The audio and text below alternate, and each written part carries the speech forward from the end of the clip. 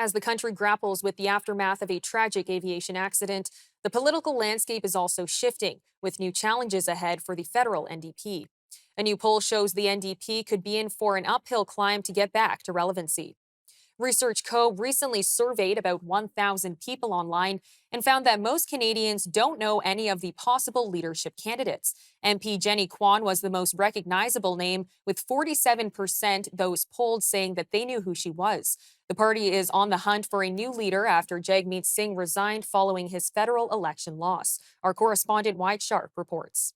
The federal NDP is in the midst of trying to ultimately determine some of the rules and guidelines for its leadership contest as the party seeks to replace Jagmeet Singh as leader of Canada's NDP after really a poor performance in the last election campaign. Ever since the election, the party has had Don Davies, who is the MP for Vancouver Kingsway, serving as the interim leader. He announced just yesterday that the party would undergo a leadership campaign review, which is interesting for a couple of reasons. Usually this is something that happens after an election campaign, really just to try and determine what went wrong and if there were any driving forces that could perhaps be amended or changed in, advance of the next election campaign.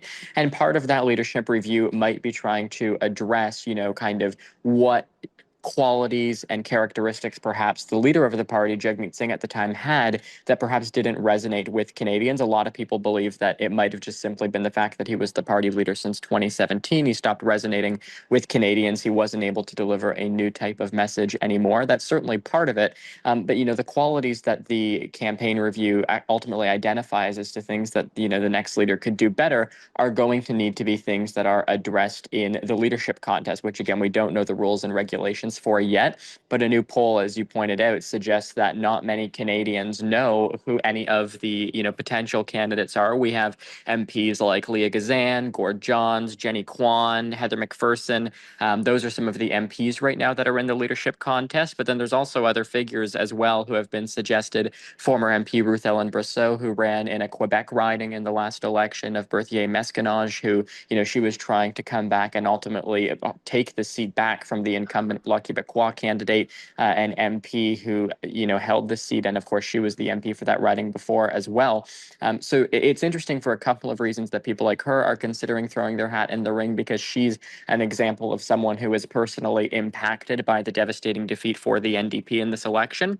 But you also have people like former MP Nathan Cullen, former Vancouver Mayor Kennedy Stewart. These are people who have come out and who have said that they're actually pledging to move away from politics back when they stepped away, and now it seems like they're possibly looking to get back into the political scene, which is something that is fairly typical. Oftentimes people who are politicians, they're never able to necessarily say goodbye forever. But there's also, other kind of emerging candidates who are flying under the public radar. You have, a number of people. There's someone by the name of Tony McQuail who announced his run in June. There's a really pro-Palestinian activist, Eve Engler, who's been touting a possible run on Twitter for the past little while. He's put out a number of different surveys and polling to try and just really gauge whether or not there would be a lot of interest for that. He's someone who doesn't have a lot of respect, not only amongst people in the other parties, but certainly even within the NDP itself, just for how he approaches things. He's almost, kind of an antagonizer in some ways. He posts videos on social media where sometimes he'll go out and he'll try and